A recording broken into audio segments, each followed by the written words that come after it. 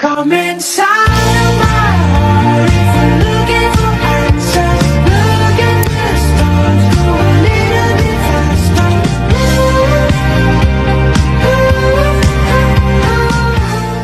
Hello and Assalamualaikum everyone.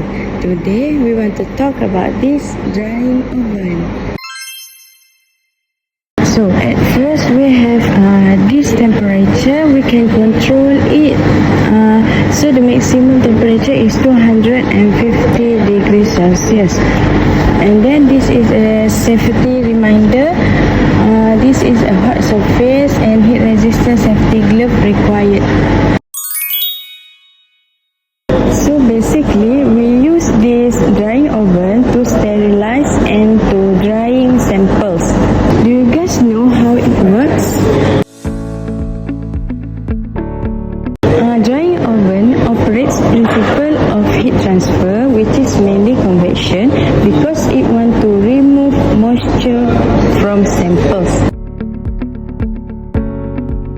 This oven includes heating system, air circulation, evaporation process, temperature control, and lastly, safety and protection. So basically, this equipment has three modes of heat transfer. First one is conduction, convection, and radiation. Let me talk about conduction. Heat is transferred direct contact between the oven tray and the food sample. Once the surface of the food is heated by convection and radiation, thermal energy contact inward through the food solidimetry. So this process is essential for ensuring uniform temperature inside the food, and especially in dense or thick sample. So how about the convection?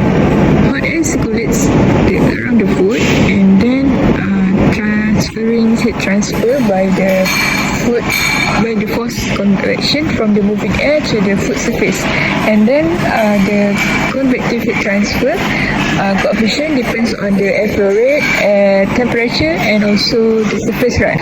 And convection also remove the evaporate moisture and promoting drying. Heating elements emit infrared radiation, which transfer energy directly to the food surface without requiring physical contact. So radiance heats contribute to surface browning and crisping in food products like bread and pastry.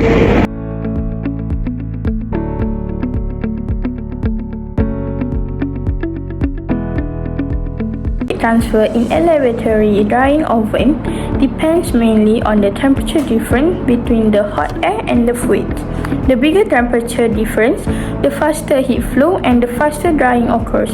Air movement or convection also helps.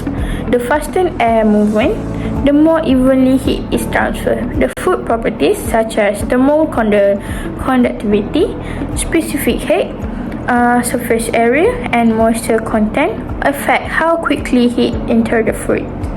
Larger surface areas speed up heating, while higher moisture slow it down.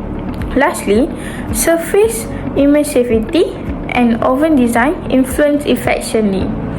Dark or well-insulated oven absorb more energy and reduce the heat loss. When all these factors are controlled, drying becomes faster, more uniform, and energy efficient. In conclusion, the drying oven works effectively by using heat transfer through convection and conduction to remove moisture from the material. Its performance highly dependent on how well the temperature and airflow control it. For insulation and heat distribution, it becomes more energy efficient, saving power, and improving overall system performance. So last but not least, this equipment that we choose is usually used in food lab as a student food. In our experiment session, we all know to apply the principle of heat transfer for drying oven. That's all from us. Thank you.